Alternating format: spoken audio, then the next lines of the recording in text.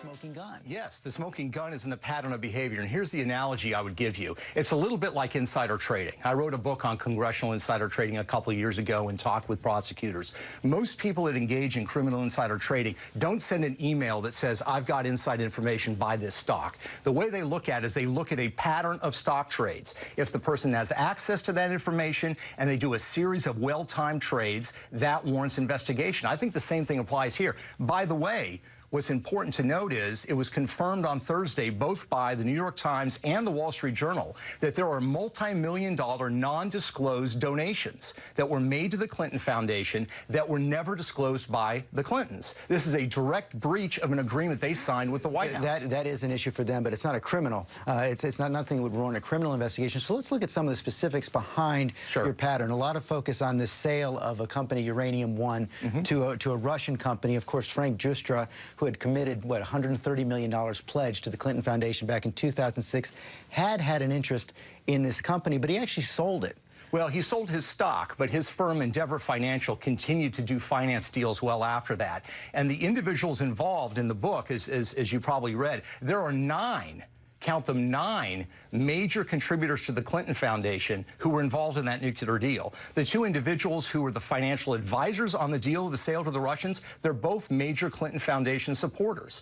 The chairman of that foundation, Ian Telfer, whose donations were not disclosed, Clinton Foundation contributor. And there are others. So this is not just about Frank Giustra. This is multiple layers. Okay, but you didn't disclose in your book that he had sold the interest. Beyond that, this deal was approved by a board of the government called the CFIUS board. This actually chaired by the Secretary of Treasury, not the Secretary of State.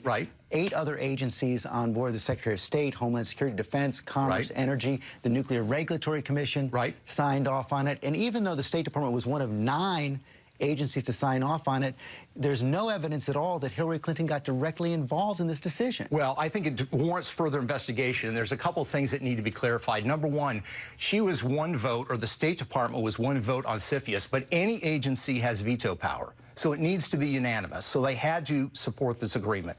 The second thing that I would say is that in the midst of all of this, Hillary Clinton was in charge of the Russian reset. She was in charge of the A123 nuclear agreements with the Russians. She was the one that was meeting with Lavrov. There were 4 senior congressmen on national security issues that raised concerns about this issue. But wait a second, there were 9 different agencies who approved it. Doesn't that suggest that that was because there was no national security concern, not because of some nefarious influence on Hillary Clinton? But look at the 9 individuals that were on the CFIUS committee, the 9 agencies represented. Who was by far the most hawkish on CFIUS issues in the past? Hillary Clinton. She was big on rejecting the Dubai ports deal. She was big on other issues. She sponsored legislation when she was in the Senate to strengthen CFIUS. This was a signature issue for her, and this is totally out of character. But the Assistant Secretary of State who sat on the committee said she never intervened on any CFIUS issue at all. Well, I think that deserves further scrutiny. I would question that.